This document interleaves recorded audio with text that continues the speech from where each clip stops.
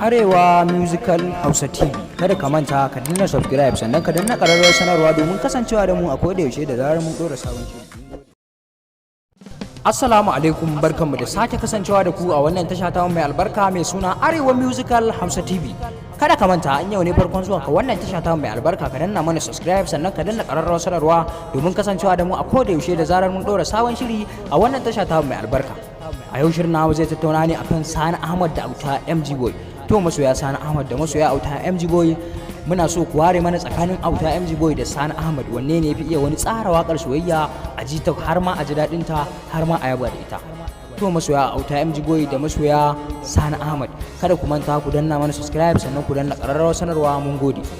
Yanzu da farko za mu fara shiga wakar Sani Ahmad domin ku jadda ta kasance kuma ku ji ku ware mana tsakanin Sani Ahmad da Auta MG Boy wanne ne yafi iya tsara wakar soyayya. Sannan kada ka manta ka rubuta mana comment da mawaƙin da yafi burge ka a tsakanin waɗannan mawaƙa guda biyu, Sani Ahmad da Auta MG Boy. Ka rubuta mana a ƙasan wannan bidiyo da sunan mawaƙin da ya burge ka. Kada ka manta ka danna subscribe.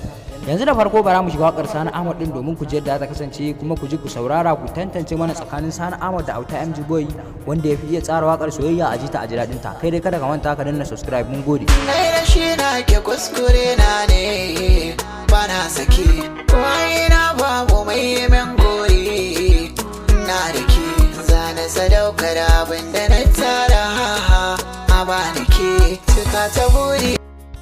To masoya Sani Ahmad, kun ji yadda wakar Sani Ahmad ta kasance ta so da alƙawari. Kada ka manta ka danna mana subscribe sannan ka danna ƙararrawar sanarwa domin kasancewa da mu a koda yaushe da zarar mun ɗora sabon shiri a wannan tasha ta mai albarka mai suna Arewa Musical Hausa TV. Mun gode da ziyartar wannan tasha ta mai albarka kuma da fatan kun ji daɗin wannan shiri. To yanzu bara mu shiga wakar Auta MG Boy domin ku ji yadda ta kasance kuma ku ji ku saurara ku ware mana tsakanin Auta MG Boy da Sani Ahmad wanne ne fi iya tsara wakar soyayya a ji ta kuma a jirarinta. Kai dai kada ka manta ka danna mana subscribe. Mun gode masoya Sani Ahmad da masoya Auta MG Boy kuma ku ci gaba da kasancewa da mu a wannan tasha ta mai albarka domin kawo muku shirye-shirye masu ƙayatarwa masu nishaɗantarwa. Mun gode masoya Auta MG Boy da Sani Ahmad. Bara mu shiga wakar Auta MG Boy din domin ku ji yadda ta kasance. Aminiyata zunen jikina zuciyata sanai miki marhaba.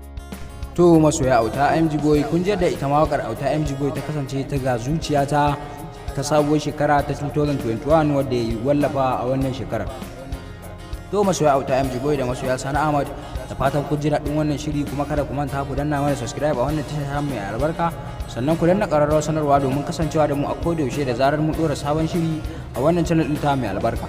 Mun gode masoya Sani Ahmad da masoya Auta MG Boy kuma ku ci gaba da kasancewa da mu a wannan tasha ta mai albarka mai suna Arewa Musical Hausa TV domin kawo muku shirye-shirye masu ƙayatarwa masu nishaɗantarwa.